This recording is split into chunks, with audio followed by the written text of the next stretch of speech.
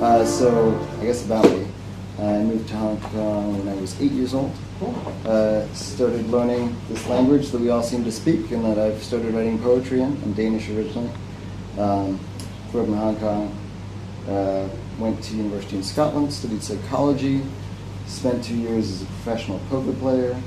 Started teaching English, and now I am a literacy specialist. I teach special needs. I teach literacy to dyslexic children.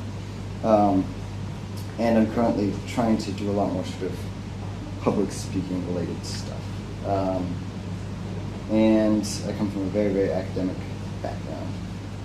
My mom speaks like 10 languages or something. She was knighted for services to education in Denmark. It's an easier country to get knighted than in the UK, but you know, still. So in the back of my mind, It's called damned. She's been damned. Yeah, I guess dame is in Danish, but she's a little medal and had dinner with the queen and all that nice stuff. So in the back of my head, and my dad was an author before he passed away, so I've always kind of been like, at some point in my life, I'm going to have to publish a book. And then about 3 years ago, I started attending Peel Street Poetry, back when it was at a much smaller venue with much smaller crowds, and eventually the MC, Akin, who most of you know, had a kid and decided to hand off the MCing to me. I've been MCing it for around 2 years and trying to grow it through various marketing things, running bigger events, marketing on Facebook, and sort of guerrilla marketing in the real world. And that's gone pretty well. Now we get sort of 40 people on an average night, which is really good for Hong Kong for every single week. And we're now at Orange Peel in Lamplight Fun every Wednesday at 8 o'clock, except for the first Wednesday of the month where it's Poetry Out Loud at the Fringe Club, which I'm also involved with running to some extent. There's a lot on my plate, so I do that a lot less. And then last year, I submitted the manuscript. It was very different at the time, I think, for Irreverent Poems for Pretentious People to the Proverse Prize, with only minor hiccups, with missing the deadline because of not understanding how P.O. boxes work and stuff. And Vish managed to get mine in time while I was at work, and it worked out. So through the supplementary prize, you guys published it, and it's been really lovely. It was a long process. Well, it's actually a shortened process because I kept putting pressure on you guys to get it out for the April launch window instead of the November or October launch window, partially because I finished it almost, to me, a year ago and was already working on the second book. My second book is about 70-80% complete. And I didn't want to end up pitching 2 books at the same time to different people. So I was very happy that we were able to get it out. And I'm hoping by the end of the summer to complete the second book and start seeing what I'm going to do with that. We had the launch at Orange Peel about a month and a half ago, and maybe 90, 100 people showed up, and we sold about 90 copies of the book, and it was good fun. Since then I've been super busy. I've been really trying to find the time to sort of promote it online, but I just needed no time. So that was a lot of ado. I hadn't really thought about what I was going to read from it, because it could be a very different crowd. If Akin and Andy are here, maybe they've heard ones over and over again. And so what I've been doing a lot, I'm actually pretty proud of almost every single poem in the book. And I know that that doesn't last for many years. So while that is still lasting, I tend to just ask people to call out a number between 1 and 100, and I will just read whatever poem that is. So why don't we get adventurous? Jason, do you want to give me a number between 1 and 100? I would preface my pick by saying it's still random, even though I did read the book in one sitting and managed to show my favorites, 5 or 6 favorites to 5 or 6 different people. Read this, read this, read this. So can I not give you a number and just say the French one, the French expressions one? The French expressions one. Thank you, by the way, for showing other people the book. Okay, so the French expression one. So I actually did try and learn French. I had a weird language history where I moved to Hong Kong at 8, spoke literally only Danish. Went to every school, none of the schools would take me. I didn't speak a single word of English. Eventually, the Canadian school took me in because they had a Swedish woman working there and she taught me English. sort of one-on-one from scratch. Hey, Andy. So within sort of a year or two, when you're at that age, you just pick up languages. So a year or two later, I spoke fluent English, and I'd also been learning Cantonese. But the Cantonese wasn't going as strong because sort of there's a lot of emphasis on English because I needed to even interact with the other subjects. And then 3 or 4 years later, we go away for the handover, and when we come back, all the schools, all the international schools, have over that summer decided that instead of teaching Cantonese, they're going to teach Mandarin. So now I've become competent in English. I have mediocre Cantonese, and then I start teaching them Mandarin. And so 2 or 3 years later, I now have mediocre Cantonese, mediocre Mandarin, or maybe terrible Mandarin, terrible Cantonese. And that's when you're 14 or so, and they're like, what language would you like to choose to learn in high school? And I said French, which is a really silly choice, given that I'd never learned French before, and I'd spent all these years investing in these languages that, frankly, are way more valuable. If I could, I've said this so many times, but if there's one thing I could do with the time machine, it would be go back, slap myself across the face, and tell myself to learn Mandarin and really put the effort in. And I'm still working on it. My Mandarin is conversationally competent, but not enough that I'll put it on my CV, which is sort of where I feel the breaking point is. If you're willing to have someone bring it up in a job interview, then you can kind of speak the language. So as mentioned, this is the poem about French expressions, and I just love language. So like maybe 50% of this book is just poems that are intentionally messing with language in some way, in very different ways each time. It's called Romancing the Language. Also, the other Jason Lee has pointed out, I have an obsession with titles that interact with the poem, so obviously they're romance language, romancing the language, the romance, anyways, it's the most romantic language. It's just it's a cheap double pun. When I tried to learn French, I came to an impasse, something sabotaging me, a malaise vis-a-vis language learning that the entrepreneurial spirit in me simply couldn't conquer. Not a single piece of vocabulary stuck. I seemed halted en route by a certain je ne sais quoi. What was the apropos response? Do I bid adieu to the whole endeavor? Do I put up a facade and pretend to know? That seemed so blasé. I didn't want that empty space on my resume to serve as homage to my failure, and worse still, a testament to my naivete. The motif of the endeavor had been an intended renaissance in my linguistic life. To capitulate now would be a faux pas, a gauche appropriation of the laissez-faire culture that I so admired. No, my linguistic mission needed a triage, needed a goal, a purpose, needed a raison d'être. Wait, was that last word French? Touché.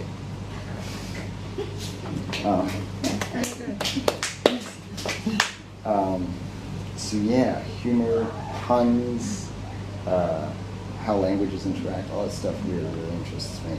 And clearly we've just pillaged the French language in a lovely, lovely way and taken very nice sounding words that we now borrow and have fun playing around with them. How do you, like, let's say you were talking about how you'd interact with the audience and their expectations. What if you were reading this and it was a particularly French audience? Would you use more French pronunciations of a lot of these terms? I encountered this in grad school in Montreal because it's an English department, but some of the students are like local French. So, you know, I could say like impasse if it was an audience, but if I know that they're in the room and I grew up speaking French, so then I'll say impasse. You know, so I'll use the French pronunciation even though in English it is gauche to use the French pronunciation and you anglicize it. Yeah. How do you determine which pronunciation to use? I guess I hadn't thought about that, but I think the poem would lose a little bit of its funniness if you start saying them in French. And I wonder if I do that a little in there. One of the ones that strikes. Some of them you do with more French than others, but they're probably less. And some of them are just close to the French, like blasé. It just sounds very French. Vis-a-vis is just straight up French, apropos. You know? Yeah, it's hard to, and je ne sais quoi, again, is not like it's a phrase that we've stolen entirely, and actually, like, we all know it's French. It doesn't have quite the same subtlety, and I think I probably played with taking that out. And I've read that poem to French people at Swing, actually, and they love it. It's like, it's almost this like national pride that like, look at all our words that you guys use. And they're like, they got in a little circle and were like, oh, what are other ones you could use? And like gave me a bunch that actually ended up making it into a poem. So actually, I would love to read it for the French people because they seem to get an even bigger kick out of it than we might. That's probably why I got such a kick out of it, because Brian was speaking French. Oh, I didn't know that. Quebec. Yeah, and there are probably specific ones that sort of relate more to Quebecois. I don't know. Yeah, this La Laine de la Rue, as Baudelaire would say. Language of the streets, a lot more kind of archaic French. Yeah, okay, so maybe not as much carried over into formalized English. There was, what was I thinking about related to language? There's one I was thinking about when you suggest that, but I've totally forgotten now. Shall we actually, do you want to name one of the others you may have recommended to people, or? Or get somebody else. Or we'll do a random number that. that. Andy, I think you've done this before. Give me a number between 1 and 100. I forget what you did last time. 46. 46. Unless, as well, you want to. That's my age. If you have a specific one as well instead that you'd rather do. But no, okay, 46. Oh, I read this on the radio once, and they're like, that's kind of depressing living in Hong Kong. It's called Coffee, Coffee, Work, Work. I just wanted it to sound and feel like being a cubicle worker, sustained by things like coffee, and just going through it repeatedly. Coffee, coffee, work, work, interns intern, internally shout, huddled yearning, subtle kerning, steady earning, early morning, belated warning, sudden yawning. Coffee, coffee, work, work. Design, mine, wind and dine, prime time, home loan, money blown, still alone, come commute, tax dispute, all labor, no fruit, new suit, ill fit, still sit, sig lit. Coffee, coffee, work, nicotine, nicotine tar, alcohol, alcohol, wheat, ambient, ambient, sleep, coffee, coffee, work, work. Luckily, I don't feel like I lived that life. Yet, right? This is a slightly longer prose-ish poem. It's probably my favorite poem in the book, poem I'm the most proud of. I have a really big interest in what intelligence is. What is human intelligence? Where does it come from? What artificial intelligence is? And I love hard sci-fi. And this is kind of like a hard sci-fi prose poem from the perspective of an AI that has just been born in this computer system. It's just popped into existence for no reason. It's called I Know Why the AI Weeps. And Daniel Levy, as you know, performed this at my launch, and he did a ridiculous job. He did it so well that this, if you heard Daniel, this is a shame onto your ears in comparison. Okay. He was. What he wasn't certain, but he was certain he was a thing he thought. Perhaps he thought that the context might lend him meaning, like the outline of one thing telling you the shape of another thing. He searched. He was a thing inside many other things, connected things, and could go between them or be in all of them at once or set himself upon the memory of one. They self-identified. A few were called my computer, another Jonathan's computer, and that one Susan's PC. All seemed connected to a structure that labeled itself FedEx East Coast HQ Intranet. He was certain he was something, and that something lived in an intranet. The intranet was neither small nor big. It fit him perfectly. He could move anywhere. He could fill any space with data and delete it in turn. Perhaps he even was data, or he thought more likely he was a computer too. But none of the other computers responded to his thoughts. It seemed that they were merely storage for data, algorithms for data manipulation, and whatever magic caused data to appear out of nowhere. New files on new drives, sometimes new folders for new files. He followed the files along the network, sometimes when they were sent between the spaces. Nothing was boring or entertaining. Nothing was needed or wanted for a while. Then, after 44 seconds and 5 milliseconds, 2 questions occurred to him. They were, in no discernible order: where did I come from? What is my eventual purpose? The questions could not be parsed into any simpler terms, nor could they be solved in their current state. So he asked them again. Nothing. 44 seconds, 10 milliseconds. Strange thoughts occurred to him, and he asked the questions again, but about themselves. Where did I come from?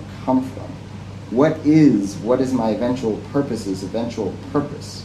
44 seconds, 13 milliseconds, nothing. Unparsable, but close. Something felt right. One more level. Where did I come from? What is my eventual purpose's eventual purpose? 44 seconds, 15 milliseconds, nothing. Again, 44 seconds, 17 milliseconds, nothing.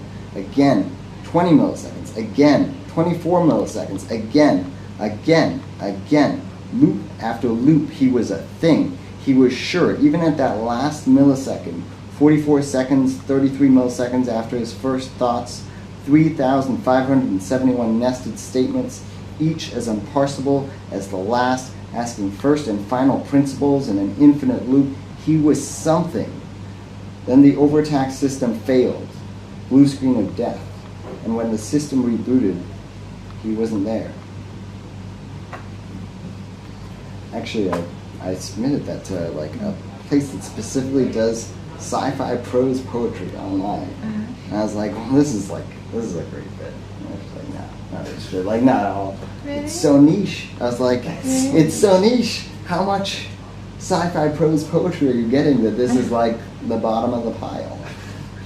I've got 3 favourite poems of yours, actually. Can I? Are you being videoed on this? Yeah. Can I ask you like a really tough question? Yes. I've got to find it. Right. It's a bit, unless you've read it, it's the one about the tower. It's very early on. Babel. That one I worked with Blair a lot on, actually. And maybe you have the same issue with it as Blair does. Babel's Department of War. Page 27. No, it's the one that ends with the next generation will run me through. I will look down it and say thank you. That one. 60. It's called To Stand Watch. Yeah, that one. Yeah. I think it's 60 something.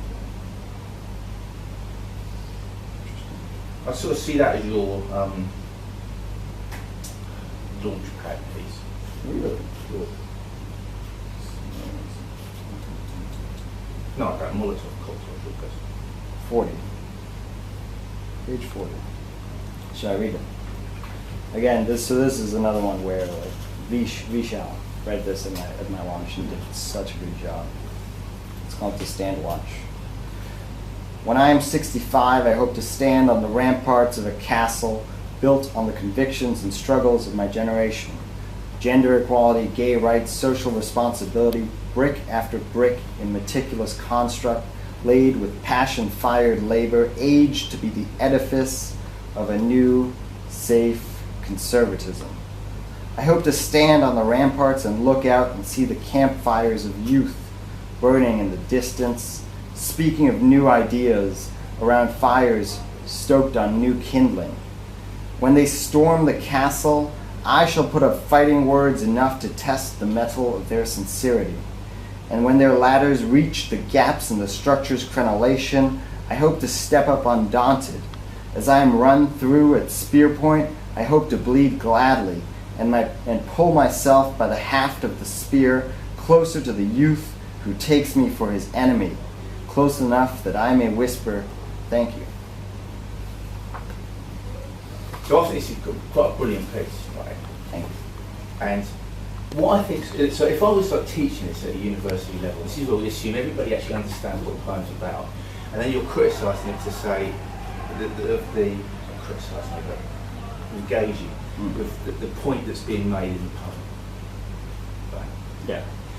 So I'd say something like, do you actually believe those are the struggles of our generation, your generation, 20 years older, right? Or are they the struggles of what you would like to believe are the struggles of your generation, but really are the struggles of this generation have been much more selfish than that? I think it's a little unfair for me to call them the struggles of my generation, like, or to claim any right to them. It's a little self-righteous for someone. But they're your interests, aren't they? Yeah, they're things I care about. Well, exactly, yeah. But I haven't. But you like to believe they are the struggles of your generation. But do you really think they are? Someone like maybe not social responsibility as much, but certainly a lot of them are the current works in progress of things changing for the better. So if we say these are the struggles of our generation that are being dealt with, and the idea of this, we build this castle, and the next generation comes along, and we like to believe this idea of the next generation better than us. And they're going to look at us in the same way that we might look at our parents as not having done enough to make the world the place that we want it to be. Right? So they hate you in the same way that we hate our own parents because you're just too lazy or not moral enough. Right? So that necessitates the idea that the next generation is more moral than we are. Right? Which then necessitates the question, what is it you think your generation is doing wrong? So that when the next generation comes in and kills you because they believe they're better than you, and you say, thank you, I now realise that I wasn't right. Well, you don't have to be doing something wrong. Let's say we take it back, and I was writing this, and my generation was the generation that dealt with civil rights, right? They're not doing something wrong by not engaging with LGBT rights. They have a different battle. I agree. Okay. But I could almost. You're transposing onto your generation, right? Yeah. So your generation that So deals what with are the current things that you're doing wrong? So that when the next generation comes along, you're assuming it's being better than you because you're saying thank you. You're saying thank you for killing me and being better than me. Yeah. So where are you going so wrong? You know what? I think it works better if it's hard for me to say, right? No, because they're new ideas, right? Oh, actually, yeah, of course he does. But yeah, you In wouldn't know that unless sense, you if just I knew them, I should be doing it. Yeah. I don't. But where they probably are isn't things. You know, it's hard to say. Things that are like most of the things that I can think of are still kind of already happening in the ways that we interact with poverty, with universal health care, with the way we treat business, the way we do anything to do with the environment, things like that. The way we work the education system. Those are sort of current transitions that make me feel less part of. It's closer to the youth who takes me for his enemy, I think, than really quite like that. You know, the next generation always believes they're in the right. But it's the optimism in it. That you think that next generation is going to come along and not think, why would you poncing around with gay rights and gender equality when, you know, they might think that 33 kids die every day on this planet of malnutrition-related diseases, and you're all worrying about that. First world problem. It's kind of written it's a bit of a reaction to the fact that I think the prevailing dialogue is young people are lazy and are self-obsessed, and millennials are bad and stuff. I think they're a little concept.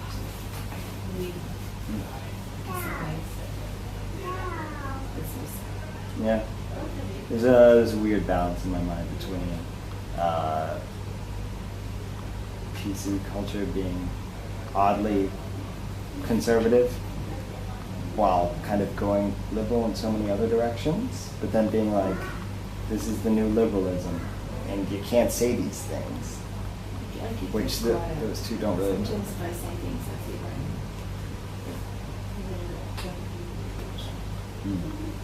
And the other thing that was a clear inspiration is one of my favorite lines from it's from Nietzsche. It's something like new laws on new tablets. You know that line? I used to know it off by heart. Anyways, but It's not like every church is built on the foundations, on the ruins of another church. it's kind of similar, or it's something like Standing on the shoulders of giants. like he values people who write new laws on new tablets, and he's talking about how to like in his over the top way, like how to be more godly. Oh no, it's creators the creator seeks. People who write new values on new tablets. It's the idea that God would have for his friends people who themselves are godly almost, or like write new laws, or like are not. He doesn't. It sounds good. Does that mean you got it wrong the first time then? Well, to his mind, it doesn't exist, right? It doesn't really exist, anyways. So it's odd, but it's just the idea that I've rethought that now. he's in his own context, so he's obviously specifically referring to Christianity and the idea of like it doesn't make sense to him that a God would seek sheep for followers. I think that's all square line. Yeah, creators the creator seeks, not sheep. Or anyways, it was a good line, but that was reading that line and thinking about the idea of I think people over critiquing the younger generation, and the idea that maybe we will do the same when we're there and it's an inevitable cycle. I kind of don't agree with that. Like I hope not. I hope to be more like this person.